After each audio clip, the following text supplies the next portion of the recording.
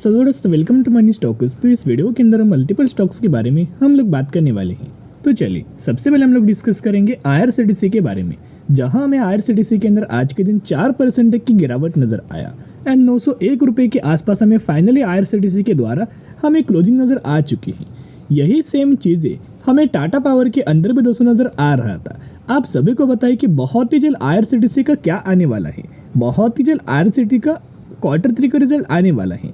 तो कहीं ना कहीं अगर आपने ऑब्जर्व किया होगा कि टाटा पावर कंपनी के अंदर भी रिजल्ट्स आने से एक दिन पहले हमें गिरावट हुआ था, राइट। सिमिलर तरीके से आईआरसीटीसी के अंदर रिजल्ट्स आने से एक दिन पहले हमें गिरावट नजर आया है।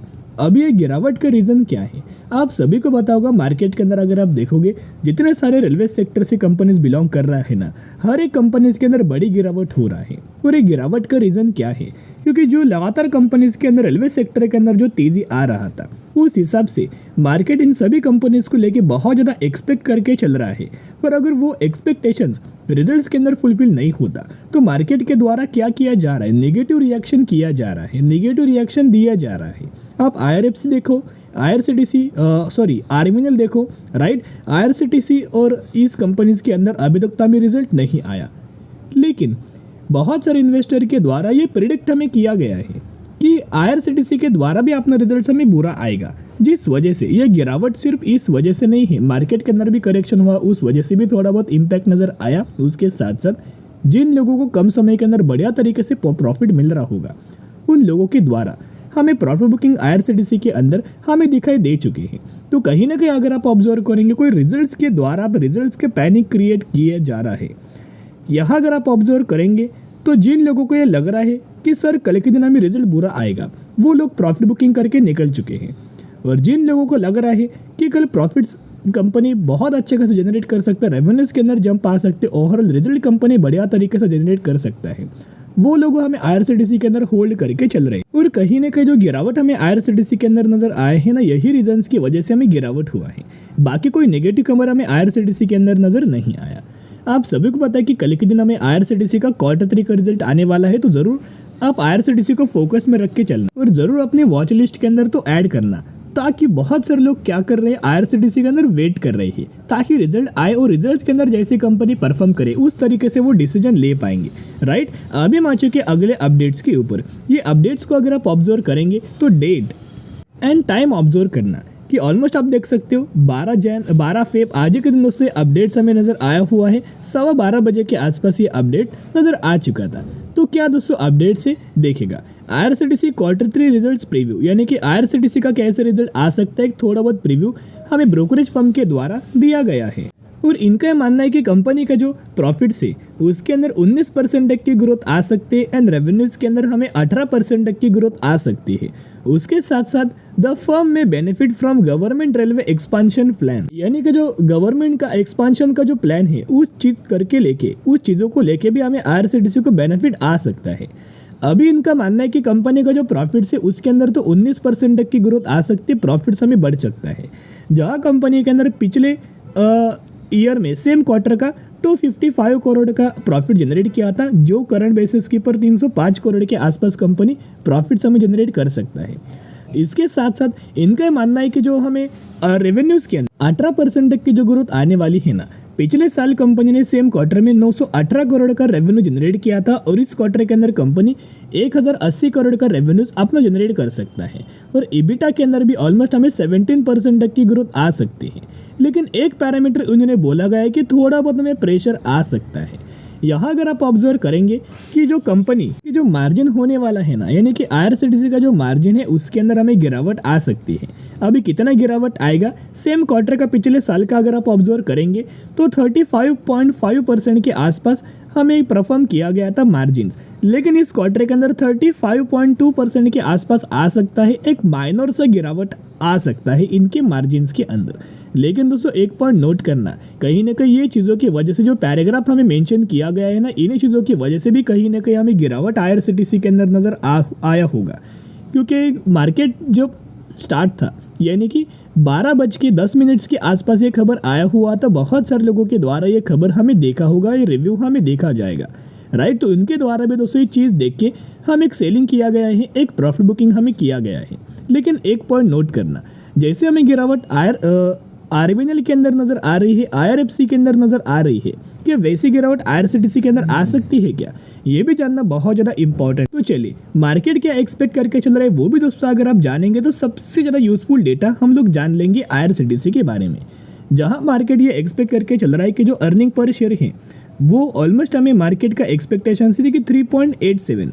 अगर कंपनी के द्वारा 3.87 से ज़्यादा जनरेट किया, फॉर एग्जांपल 3.90 जनरेट किया, 3.95 जनरेट किया, तो बढ़िया तरीके से मार्केट हमें सरप्राइज हमें आईआरसीटीसी को देगा। उसके साथ साथ जो रेवेन्यूज है वो मार्केट एक्सपेक्ट करके चल रहा है कि 1070 करोड़ के आसपास। अगर कंपनी ने 1080 करोड़ जनरेट किया, 1090 करोड़ जनरेट किया या फिर 1100 करोड़ जनरेट किया, फिर भी मार्केट बढ़िया तरीके से सरप्राइज हमें आईआरसीटीसी को दे देगी। लेकिन कहीं ना कहीं थोड़ा बहुत भी अगर इन पैरामीटर्स के अंदर थोड़ा प्रॉब्लम आता है, थोड़ा बहुत डिप्स आता है, तो आपको पता है बहुत सारी कंपनीज के अंदर मार्केट के द्वारा Q3 के अंदर बुरा तरीके से रिएक्ट किया। लिस्ट के अंदर पहला नाम है एचडीएफसी बैंक, राइट। सेकेंड नाम है बजाज फाइनेंस, राइट। थर्ड नाम की अगर बात की जाए तो करंट बेसिस के ऊपर आप टाटा पावर को पकड़ सकते हो। और फोर्थ नंबर की अगर बात की जाए तो ओवरऑल आरबीएनएल हुआ, आईआरएफसी हुआ, राइट। तो सारे कंपनीज के अंदर मार्केट के द्वारा बुरी तरीके से रिएक्ट हमें किया गया है सिर्फ इनके रिजल्ट्स के ऊपर। आईआरसीटीसी के अंदर अगर आप देखोगे पैनिक होकर बहुत सारे लोगों के द्वारा आफ्टर मार्केट ऑर्डर हमें लग चुका है सेलिंग साइड के लिए। 1750 क्वांटिटीज का आफ्टर मार्केट ऑर्डर लगा है करंट प्राइस के ऊपर। लेकिन मैं एक ही पॉइंट आपके साथ शेयर करना चाहूँगा, अगर बाई चांस कंपनी कल के दिन अगर गिरावट होता है, आपने ऑब्जर्व किया होगा अगर कंपनी अच्छा भी रिजल्ट परफॉर्म करता है ना, फिर भी मार्केट क्या करता है, गिरावट नजर आता है। बहुत सारे कंपनीज के अंदर ऐसा दोस्तों होता है। लेकिन मैं एक रिक्वेस्ट करना चाहूँगा, अगर कंपनी गिरावट के अंदर मिले ना, फिर निवेश करने का बढ़िया तरीके से मौका मिलेगा, बहुत अच्छा खासा बाइंग करने का मौका मिलेगा। क्योंकि अगर आप म्यूचुअल फंड्स का डेटा ऑब्जर्व करेंगे तो हर एक महीने के अंदर बढ़िया तरीके से खरीदारी हमें म्यूचुअल फंड्स एग्रेसिवली कर रहे हैं। जहां मैं आपके साथ जैन 2024 का डेटा प्रेजेंट करना चाहूँगा, जिसके अंदर आप ऑब्जर्व करके चल सकते हो कि 30 म्यूचुअल फंड्स की खरीदारी किया था एंड सिर्फ 2 म्यूचुअल फंड्स की बिकवाली हुआ था। उसके साथ साथ इनका अगर आप हर एक महीने का म्यूचुअल फंड्स का डेटा ऑब्जर्व करेंगे तो ऑलमोस्ट हमें अगस्त के अंदर खरीदारी, अक्टूबर के अंदर खरीदारी, नवंबर के अंदर खरीदारी और सबसे ज़्यादा खरीदारी हमें दिसंबर महीने के अंदर हमें म्यूचुअल फंड्स के द्वारा किया गया था, ऑलमोस्ट हमें 70 लाख के आसपास। और करंटली अगर आप आईआरसीटीसी का टेक्निकल चार्ट ऑब्जर्व करेंगे, मूविंग एवरेज वाला चार्ट ऑब्जर्व करेंगे, तो येलो लाइन इंडिकेट्स क्या करता है 50 दिन का मूविंग एवरेज और ग्रे लाइन इंडिकेट्स क्या करता है 200 दिन का मूविंग एवरेज। तो जब भी कंपनी मूविंग एवरेज के आसपास आते हैं बहुत अच्छा खासा कंपनी सपोर्ट लेता है। और फाइनली हमें आईआरसीटीसी मूविंग एवरेज के ही आसपास हमें ट्रेड करते हुए दिख रहा है। तो कल के दिन अगर कंपनी गिरता है तो ये बाइंग करने का बढ़िया तरीके से मौका मिल सकता है, क्योंकि यही कंपनी खुद को होल्ड करने की कोशिश कर सकता है और यही से रिवर्सल नजर आ सकता है। तो एक रिक्वेस्ट आपके साथ करना चाहूँगा कि सबसे पहले कंपनी का रिजल्ट देखना, फिर आप निवेश करने की कोशिश कर सकते हो और अपने फाइनेंशियल एडवाइजर से भी एडवाइस लेना। चलिए अभी हम बात करने वाले हैं अगली कंपनी के बारे में, जिसका नाम है आईआरएफसी। तो आईआरएफसी कंपनी रिगार्डिंग हमने कल ही के दिन आपके साथ शेयर किया था कि कंपनी के द्वारा हमें बुरा दोस्तों परफॉर्म किया गया है। इस क्वार्टर के अंदर दोस्तों हुआ क्या ना, मार्केट क्या कर रहा है, छोटे से छोटा भी अगर आप कुछ प्रॉब्लम आता है ना तो बहुत ज़्यादा बड़ा हमें रिएक्ट करके चल रहा है। ये किस वजह से हुआ है, बेसिकली रेलवे स्टॉक्स के अंदर अगर आप ऑब्जर्व करेंगे तो एक बहुत बड़ी चीज़ों के कारण हुआ है, क्योंकि इन सभी कंपनीज के द्वारा आपको पता है कि कितना ज़्यादा दोस्तों रैली आया था। आईआरएफसी के द्वारा 400-450% तक का रिटर्न शेयर होल्डर्स को प्रोवाइड किया था विद इन ईयर। तो आप समझ सकते हो कितना ज़्यादा तेज़ी आया था। और जो कंपनी के अंदर ज़्यादा तेज़ी आएगा वो कंपनी के अंदर मार्केट बड़ा एक्सपेक्ट करेगा, और बड़ा एक्सपेक्ट करने के बाद अगर वो एक्सपेक्टेशन फुलफिल नहीं होता तो बड़ी गिरावट नज़र आता, राइट। तो आईआरएफसी के अंदर देखोगे आज के दिन 13% तक की गिरावट हुआ, 133 रुपीज़ के आसपास हमें कहीं ना कहीं आईआरएफसी की क्लोजिंग नजर आ रही है। अभी अगर आप आईआरएफसी का 52 वीक हाई को ऑब्जर्व करेंगे तो 193 का है, और करंट प्राइस को अगर आप कंपेयर करेंगे तो 133 का है। कितना कंपनी दोस्तों गिरावट हुआ आप समझ सकते हो, 30 से 35% तक की गिरावट हमें आईआरएफसी के अंदर नजर आ चुकी है। लेकिन अभी भी अगर आप एनालिस्ट के अंदर देखोगे तो एनालिस्ट के द्वारा अभी भी यह मानना है कि अभी भी कंपनी बहुत ज़्यादा एक्सपेंसिव नजर आ रही है। देखेगा, an analyst suggested that the IRFC stock still looking expensive.